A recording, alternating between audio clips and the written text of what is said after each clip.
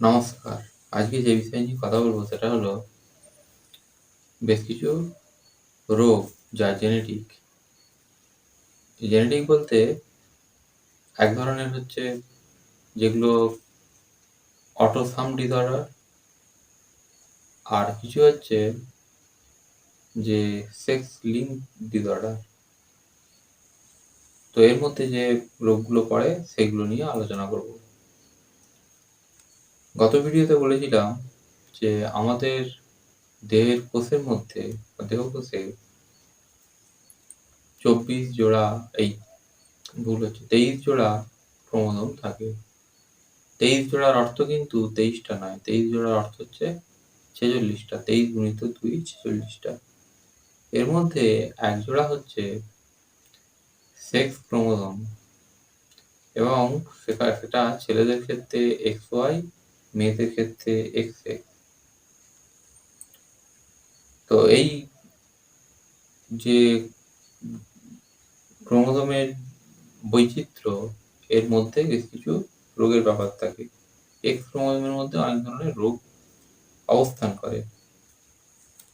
তো সেই এক্স ক্রোমোজোমের মধ্যে থাকা প্রথম যে রোগটির কথা বলবো সেটা হচ্ছে বর্ণান্ধতা।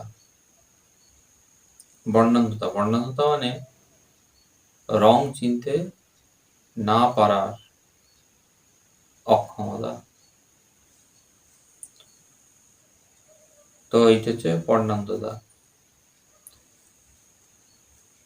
আমাদের চোখের মধ্যে দু ধরনের কোষ থাকে, একটা হচ্ছে রড কোষ আর একটা হচ্ছে কোন কোষ। রড কোষ আমাদের বস্তু সম্পর্কে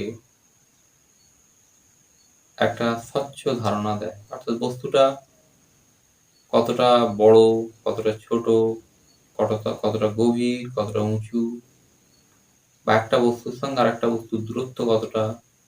সোজা কথায় ত্রিমাত্রিক ছবি গঠন করতে সাহায্য করে রড কোষ। আর কোন কোষ আমাদের রং চিনতে সাহায্য করে। কিন্তু এই যে বর্ণান্ধতার কথা বলতে যাচ্ছি, এখানে হয় কি যে ক্রোমোজোমের মধ্যে গোলমাল থাকাতে এই কোন কোষ ঠিকভাবে কাজ করে না বা কোন কোষ থাকে না। কোথায় কি হয় আবার সেটা বলবো। প্রথমে এই ছবিটা দেখুন। এখানে 3টে আপেল আছে। 3টে আপেলের মধ্যে একটা আপেল লাল, আর একটা আপেল সবুজ এবং আরেকটি আপেল হচ্ছে হলুদ। সাধারণ চোখে এইরকম জিনিসটা দেখায়, অর্থাৎ লাল, সবুজ এবং হলুদ, এই 3টে রঙে দেখায় আপেলটাকে।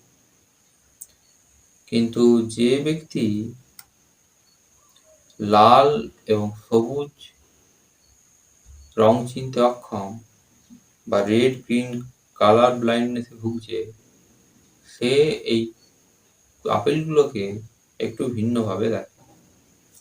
লালটাকে সে দেখে কালো, সবুজটাকে সে দেখে হলুদ, হলুদটাকে হলুদ। এইরকম বর্ণান্ধ ব্যক্তিদের এল নামক কোন কোষ এবং এম নামক কোন কোষ থাকে না, বা সেগুলো অকার্যকর থাকে। আমি আগেই বলেছি কোন কোষ আমাদের রং চিনতে সাহায্য করে। তো এই ধরনের বর্ণান্ধ ব্যক্তিদের এ এবং এম নামক কোন কোষ থাকে না, যে কারণে তারা এই বর্ণগুলো চিনতে পারে না। এই বর্ণান্ধতার মতো আর এক ধরনের বর্ণান্ধতা হয়। সেই বর্ণান্ধতাকে বলা হয় ব্লু ইয়েলো কালার ব্লাইন্ডনেস, অর্থাৎ নীল এবং হলুদ রং চিনতে না পারার অক্ষমতা। প্রথমে এই ছবিটা দেখুন। এটা একটা প্রকৃতির ছবি, যে ছবিটাতে 3 ধরনের মোটামুটি রং আছে।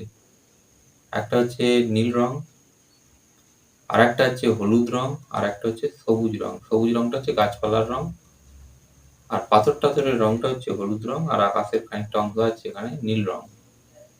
এইরকম সাধারণ চোখ ছবিটাকে এইভাবে দেখে,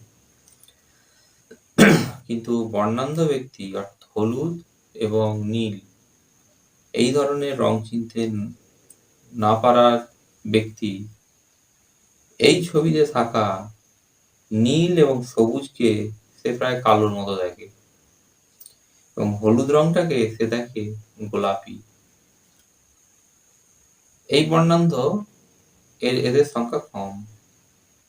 আগের বর্ণান্ধ যে বললুম লাল এবং সবুজ সেটার সংখ্যা অনেক বেশি, এটার সংখ্যা খানিক কম। কিন্তু এই বর্ণান্ধতা আবার এক্স ক্রোমোজোম থেকে আসে না, এটা তৈরি হয় 7 নম্বর ক্রোমোজোম বা অটোসাম যে ক্রোমোজোম যেগুলোকে বলা হয়, 1 থেকে 22 নম্বর পর্যন্ত ক্রোমোজোম হচ্ছে অটোসাম।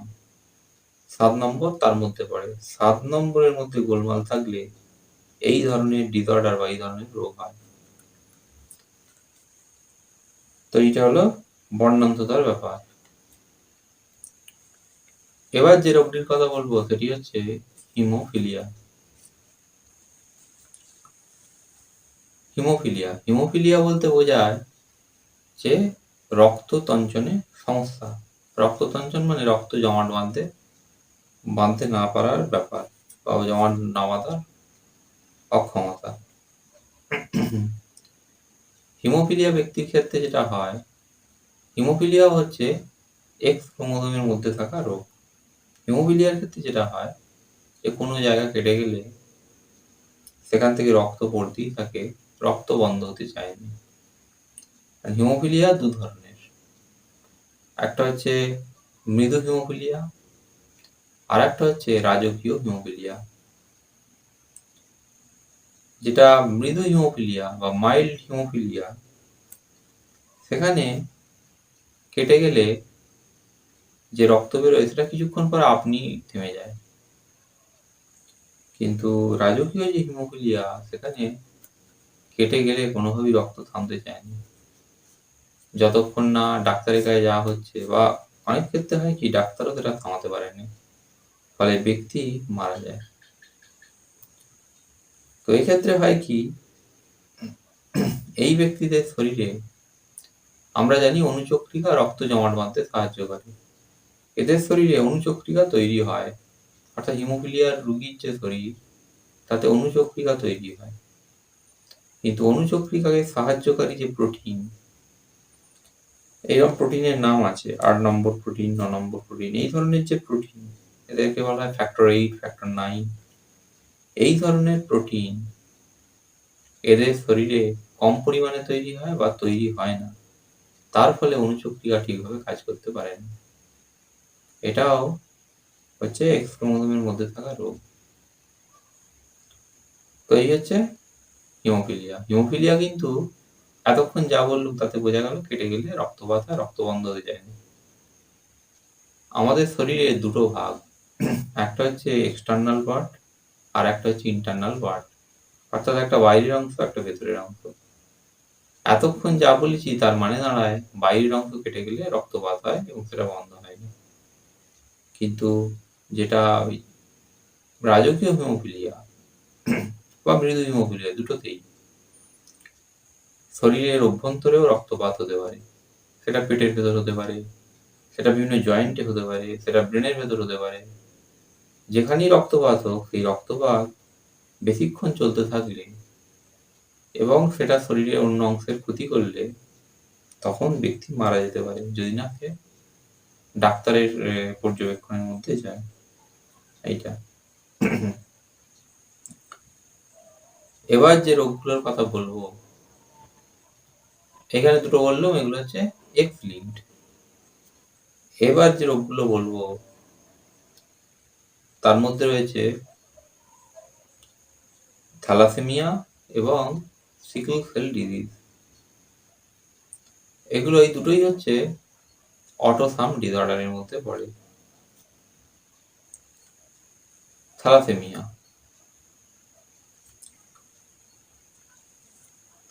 হচ্ছে হিমোগ্লোবিনের সমস্যা। আমাদের শরীরে এই হিমোগ্লোবিন এই রক্তের রং নির্ধারণ করে, অর্থাৎ রক্তটা লাল হচ্ছে যেটা, এটা হিমোগ্লোবিনের জন্য হয়। এবং হিমোগ্লোবিন অক্সিজেনকে বহন করে, কোষে কোষে বহন করে এবং শরীরের বিভিন্ন অংশে নিয়ে যায় অক্সিজেন। থ্যালাসেমিয়ার ক্ষেত্রে হয় কি, এই হিমোগ্লোবিনের মধ্যেই সমস্যা থাকে। হয় হিমোগ্লোবিন কম তৈরি হয়, অথবা হিমোগ্লোবিন তৈরি হয় না, এইরকম। থ্যালাসেমিয়ারও দুটো ভাগ। একটাকে বলা হয়, এগুলো বিজ্ঞানের পরিভাষা, আলফা থ্যালাসেমিয়া, আর একটাকে বলা হয় বিটা থ্যালাসেমিয়া। আর সাধারণভাবে বলতে হয়, একটা থ্যালাসেমিয়া হচ্ছে সাধারণ থ্যালাসেমিয়া, মৃদু থ্যালাসেমিয়া, আর একটা হচ্ছে রাজকীয় থ্যালাসেমিয়া। থ্যালাসেমিয়া রাজকীয় হলে যার থ্যালাসেমিয়া ধরা পড়েছে তার ক্ষেত্রে সারা জীবন তাকে রক্ত নিয়ে যেতে হয় যদি সে বেঁচে থাকতে চায়। আর মৃদু থ্যালাসেমিয়ার ক্ষেত্রে কতটা মৃদু তার উপরে, খুব মৃদু হলে কিছুই দরকার হয়নি, যদি সেটা একটু বেশি মাত্রায় হয় তাহলে মাঝে মাঝে রক্ত নিতে হয়, এরকম থ্যালাসেমিয়া। থ্যালাসেমিয়া কি করে তৈরি হয়, কোথা থেকে আসছে? 16 নম্বর ক্রোমোজোম, 16 নম্বর ক্রোমোজোমে 4টে আলফা গ্লোবিন জিন থাকে, যারা হিমোগ্লোবিনের ভেতরে আলফা প্রোটিন যোগান দেয় বা আলফা প্রোটিন তৈরি করে। এই 4টের মধ্যে 2টো আসছে বাবার দিক থেকে আর 2টো আসছে মায়ের দিক থেকে। এই 4টের মধ্যে যদি একটায় গন্ডগোল থাকে বা একটার মধ্যে একটা খারাপ থাকে তাহলে কিছু হয়নি, কিন্তু যত বেশি সংখ্যক খারাপ হবে তত হিমোফিলিয়া এই থ্যালাসেমিয়া গুরুত্বপূর্ণ হয়ে উঠবে। থ্যালাসেমিয়া প্রকটভাবে দেখা দেবে। এইটা হচ্ছে আলফা থ্যালাসেমিয়া। চীন, দক্ষিণ পূর্ব এশিয়া, ভূমধ্যসাগর, আফ্রিকা, এইসব জায়গায় এই থ্যালাসেমিয়া দেখা যায়। সব জায়গাতেই দেখা যায়, ভারতেও আছে। তো এইরকম এইটা হয়। আর বিটা থ্যালাসেমিয়া হচ্ছে, এটার জন্য যে দায়ী জিন সেটা হচ্ছে 11 নম্বর জিন। 11 নম্বর জিনে 2টো বিটা গ্লোবিন, এই 11 নম্বর ক্রোমোজোমে 2টো বিটা গ্লোবিন জিন থাকে। এই 2টো বিটা গ্লোবিন জিন বিটা গ্লোবিন প্রোটিন তৈরি করে, যেটা রক্তে ওই একই কাজ। আলফা গ্লোবিন প্রোটিন যেটা করে, বিটা গ্লোবিন প্রোটিন অক্সিজেন বহন করে এবং শরীরের বিভিন্ন অংশে অক্সিজেনের সাপ্লাই দেয়। এই বিটা গ্লোবিন প্রোটিন তৈরিকারী জিন এর একটা যদি খারাপ হয় তাহলে সেরকম কিছু হয়নি, কিন্তু 2টো খারাপ হলে থ্যালাসেমিয়ার লক্ষণ বা থ্যালাসেমিয়ার রোগ লক্ষণ প্রকাশ পায়। যাদের আলফা গ্লোবিন জিনও খারাপ, বিটা গ্লোবিন জিনও খারাপ, তারা রাজকীয় থ্যালাসেমিয়ার মধ্যে পড়ে। আর যাদের কিছু ভালো আছে কিছু খারাপ, এগুলো বিভিন্ন রকমের তারতম্য অনুসারে থ্যালাসেমিয়া ক্যাটাগরি তৈরি হয়, যে কোনটা মাঝামাঝি ধরনের, কোনটা মাইল্ড, কোনটা সিভিয়ার, এইরকম ভাবে ভাগ হয়। তো এইটা হয় বিটা গ্লোবিন জিনের জন্য। এবার এখানে একটা মজার কথা বলি, বিটা গ্লোবিন জিনের যদি 2টো থাকে, 2টোর মধ্যে যদি একটা খারাপ হয় তাহলে সেই ব্যক্তি ম্যালেরিয়া প্রতিরোধের ক্ষমতা লাভ করে, অর্থাৎ তার মধ্যে ম্যালেরিয়া প্রতিরোধের ক্ষমতা তৈরি হয় যদি একটা খারাপ হয়। অর্থাৎ ধরে নেওয়া যায় যে ম্যালেরিয়া প্রতিরোধের জন্যই এই মিউটেশনটা ঘটেছিল বিটা গ্লোবিন। তো এইটা হয়, কিন্তু 2টো খারাপ হলে এসবের কোনো ব্যাপার নেই। এবার আসি সিকল সেল ডিজিজ। এটাও রক্তের একটা রোগ। থ্যালাসেমিয়া যেমন অটোসাম ডিসঅর্ডারের মধ্যে পড়ে, সিকল সেল ডিজিজও অটোসাম ডিসঅর্ডারের মধ্যে পড়ে। সিকল সেল ডিজিজের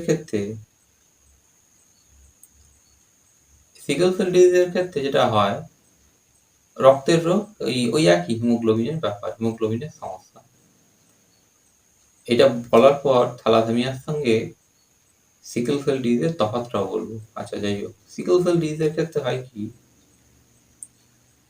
বিটা গ্লোবিন জিনের মধ্যে পরিবর্তন ঘটে।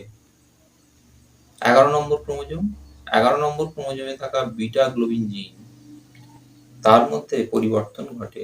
পরিবর্তন ঘটার জন্য বা মিউটেশন ঘটার জন্য যেটা হয়,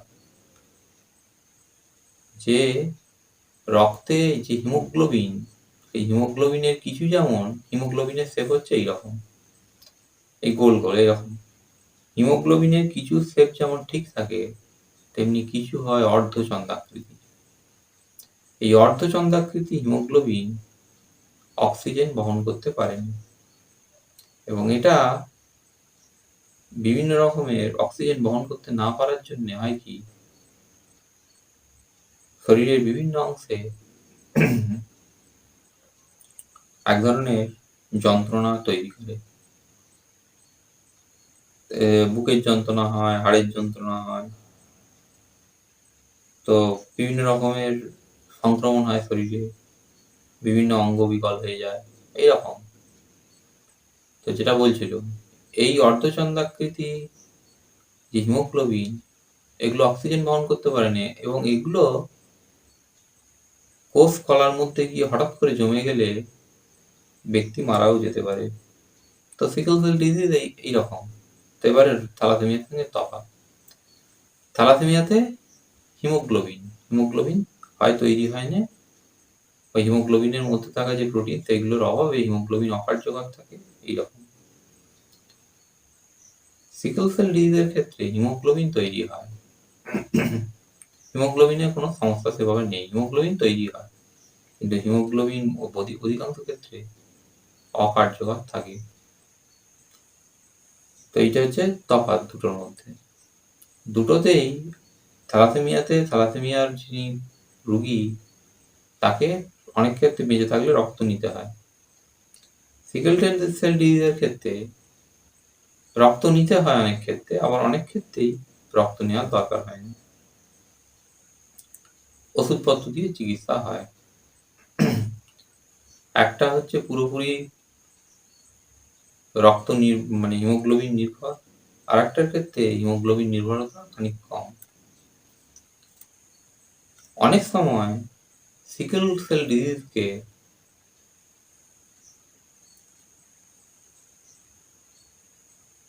বিটা থ্যালাসেমিয়ার সঙ্গে তুলনা করা হয়, অর্থাৎ এটাকে বিটা থ্যালাসেমিয়া বলেও গ্রহণ করা হয়। তো এইরকম। এইবার আসি একদম শেষ অংশে। এই যে রোগগুলো যতগুলো বললাম, এগুলো হচ্ছে জেনেটিক ডিসঅর্ডার, জেনেটিক রোগ। এর মধ্যে যেগুলো এক্স লিঙ্কড, সেগুলোর ক্ষেত্রে হয় কি যে নারী এবং পুরুষ, এদের মধ্যে নারীর ক্ষেত্রে এই রোগগুলো খুব একটা দেখা যায়নি, এগুলো বেশিটাই দেখা যায় ছেলেদের ক্ষেত্রে বা পুরুষের ক্ষেত্রে। এর কারণ হচ্ছে, মায়ের দিক থেকে আসে এক্স এক্স এক্স ক্রোমোজোম, আর বাপের দিক থেকে যায় একটা এক্স ক্রোমোজোম, এইভাবে তৈরি হয় একটা নারী। পুরুষের ক্ষেত্রে মায়ের দিক থেকে আসে এক্স, আর পুরুষের দিক থেকে যায় ওয়াই, অর্থাৎ বাবার দিক থেকে যায় ওয়াই। এক্স ক্রোমোজোম একটা যদি খারাপ হয়, আর একটা এক্স ক্রোমোজোম দিয়ে নারীর ক্ষেত্রে রোগটা ঢাকা পড়ে, কিন্তু পুরুষের ক্ষেত্রে এইভাবে ঢাকা পড়েনি, তাই পুরুষের ক্ষেত্রে রোগ লক্ষণ প্রকাশ। কিন্তু যেগুলো অটোসাম ডিসঅর্ডার, অর্থাৎ থ্যালাসেমিয়া, সিকেল সেল ডিজিজ বা কালার ব্লাইন্ডনেসের মধ্যে যেটা বললাম, 7 নম্বর ক্রোমোজোমে থাকা হলুদ এবং নীল রং চিনতে না পারা, এগুলো নারী পুরুষ নির্বিশেষে সকলের হতে পারে। তো এই হচ্ছে ব্যাপার। এগুলো এড়ানোর কি পদ্ধতি বা এগুলোর চিকিৎসা কি? থ্যালাসেমিয়ার ক্ষেত্রে যে সন্তান জন্মে গেছে, সে যদি বেঁচে থাকতে চায়, যদি সেটা রাজকীয় হয় অর্থাৎ বড় মাপের থ্যালাসেমিয়া হয়, তাহলে তাকে রক্ত নিতে হয়, যতদিন বেঁচে থাকবে তাকে রক্ত নিয়ে যেতে হবে। আর যেগুলো মাইল্ড থ্যালাসেমিয়া, সেক্ষেত্রে বিভিন্ন রকমের ওষুধপত্র দিয়ে, অল্প কিছু রক্ত দিয়ে, বিভিন্ন রকমের ব্যাপার আছে, মেডিসিন আছে, সেগুলো দিয়ে এগুলো নিয়ন্ত্রণ করা হয়। সিকেল সেল ডিজিজের ক্ষেত্রেও তাই। এছাড়াও সিকেল সেল ডিজিজ হিমোফিলিয়া ইত্যাদি ক্ষেত্রে জিন থেরাপি বড় কাজ দেয়। হিমোফিলিয়ার ক্ষেত্রে ওষুধ আছে। হিমোফিলিয়া সিভিয়ার হলে, খুব বড় মাপের হলে সেক্ষেত্রে সেই ব্যক্তি মারা যেতে পারে। আর কমের উপর দিয়ে গেলে তার ক্ষেত্রে ওষুধ আছে এইরকম। আর এগুলো প্রতিরোধের ক্ষেত্রে কি করা যায়? এগুলোর ক্ষেত্রে যেগুলো এক্স লিঙ্কড সেগুলোর ক্ষেত্রে, যেমন থ্যালাসেমিয়ার ক্ষেত্রে আজ থেকে ৩০ বছর আগে যে পরামর্শটা দেওয়া হতো, বিভিন্ন ডাক্তার বা স্বাস্থ্যকর্মীরা দিত, সেটা হচ্ছে এইটা। এই পরামর্শটা যে খুব ভালো পরামর্শ এমন নয়, কিন্তু একটা গ্রহণযোগ্যতা আছে। সেটা হচ্ছে একটা থ্যালাসেমিয়ার বাহক যেন থ্যালাসেমিয়ার বাহক নয় এমন লোককে বিয়ে করে। অর্থাৎ থ্যালাসেমিয়ার বাহক মেয়ে হলে সে যেন একটা থ্যালাসেমিয়ার বাহক নয় এমন ছেলেকে বিয়ে করে, আর থ্যালাসেমিয়ার বাহক ছেলে হলে সে যেন থ্যালাসেমিয়ার বাহক নয় এমন একটা মেয়েকে বিয়ে করে। এতে করে হয় কি, রোগটা নাকি রোগ লক্ষণ প্রকাশ পায়নি, কিন্তু রোগটা এতে করে ছড়িয়েও যায়। এটাও একটা ব্যাপার। তো যাই হোক, জেনেটিক রোগকে এইভাবে চাপা দেওয়ার একটা বুদ্ধি আজ থেকে ৩০ বছর আগে বেরিয়েছিল। আজকাল আর এসব বলা হয়নি। এখন যেটা হয় সেটা হচ্ছে, এই যেরকম চিকিৎসা হচ্ছে বা যা হচ্ছে এসব তো রইল, জেনেটিক কাউন্সেলিং হয়। এই কাউন্সেলিং এর মাধ্যমে যদি দুজনই বাহক হয়, সেক্ষেত্রে তাদের ডাক্তার বা ডাক্তারবাবু সন্তান নিতে বারণ করেন, অথবা সন্তান জন্মের আগেই বিভিন্ন পরীক্ষার মাধ্যমে জানা যায় সন্তান রোগগ্রস্ত হবে কিনা। সেক্ষেত্রে সন্তানটি অনেক ক্ষেত্রে ডাক্তার পরামর্শ দেন যে নষ্ট করে ফেলার, নাহলে সেটা রোগগ্রস্ত হয়ে জন্মাবে। এরপরে তো বললুম যে যারা জন্মে গেছে তাদের ক্ষেত্রে রক্ত দেওয়ার একটা ব্যাপার থাকে। আর হিমোফিলিয়া, এগুলো ওই যে বললুম যে সরাসরি প্রতিরোধ করার কোনো রাস্তা নেই। এগুলো ওই রকম ভাবে আসবে যে যদি সেক্স লিঙ্কড, যেহেতু এক্স লিঙ্কড, তো আসবে। বাহক যদি মানে মেয়েরা আক্রান্ত কি করে হবে, এর উত্তর হচ্ছে যদি বাহক দুজনই হয়, বাবা এবং মা দুজনই হয়, সেক্ষেত্রে মেয়েটা আক্রান্ত হওয়ার সম্ভাবনা আছে, কিন্তু মেয়েরা এতে আক্রান্ত হয়নি। এগুলো বেশিটাই হচ্ছে ছেলেদের উপর দিয়ে যায়, ছেলেরা আক্রান্ত হয়। তো এই হচ্ছে বিষয়। ধন্যবাদ, আজ এই পর্যন্তই।